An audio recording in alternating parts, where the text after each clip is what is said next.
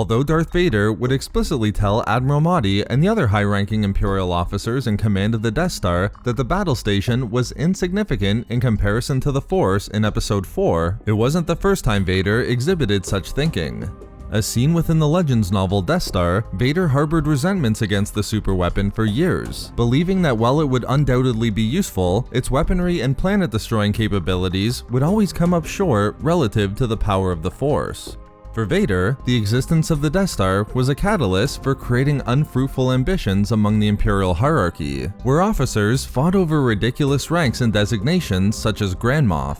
This idea has also been captured well within the current canon, as the Rogue One visual guide makes it clear that Vader believed the Empire's officers were unworthy of the power represented in the Death Star.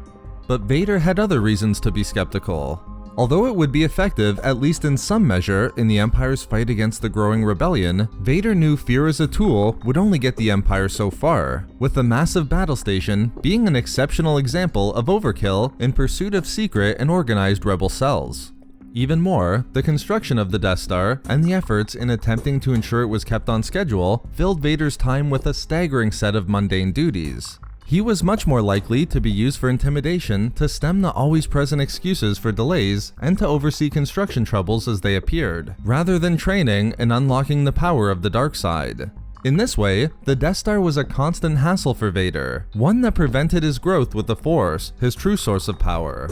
And yet, the Emperor desired for events to proceed this way, so Vader did as he was told. Given all of these resentments Vader had towards the Death Star, we shouldn't be surprised by the fact that the Sith Lord actually found amusement in the immediate aftermath of its destruction in the Battle of Yavin. Because he was loyal to his master Sidious, Vader's own personal feelings towards the battle station in no way lessened his defense of it during the battle, at least not consciously. Even after his TIE Advanced X-1 was forced out of the Death Star trench by the unexpected attack from the Millennium Falcon, Vader still planned to pursue Luke's X-Wing and prevent its attack.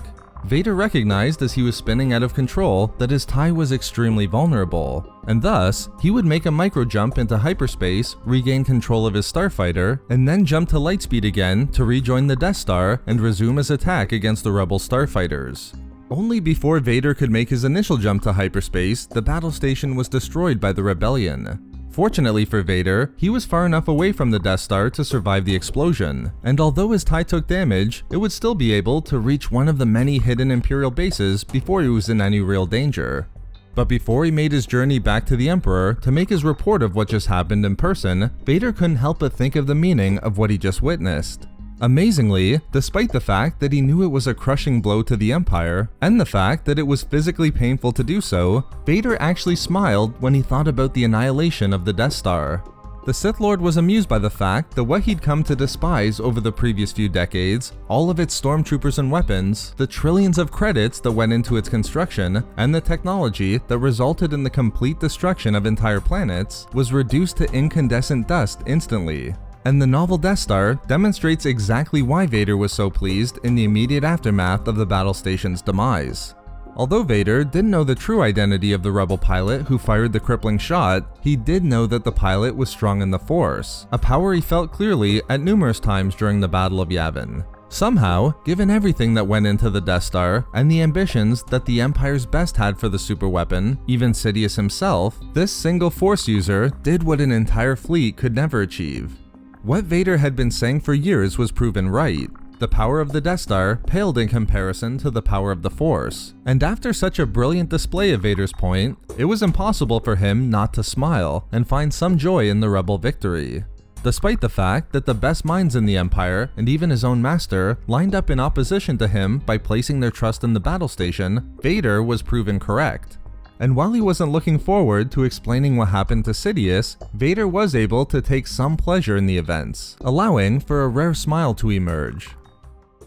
So there we have it, why Vader actually smiled in the immediate aftermath of the Battle of Yavin. We love making these videos, so why not subscribe for more fun Star Wars theories and discussions. Also, if you enjoyed the video, think about giving a like or leaving a comment. Or perhaps follow us on Twitter at SW Reading Club for updates regarding the channel. Or support the channel through Patreon for access to exclusive rewards and discussions. If not for me...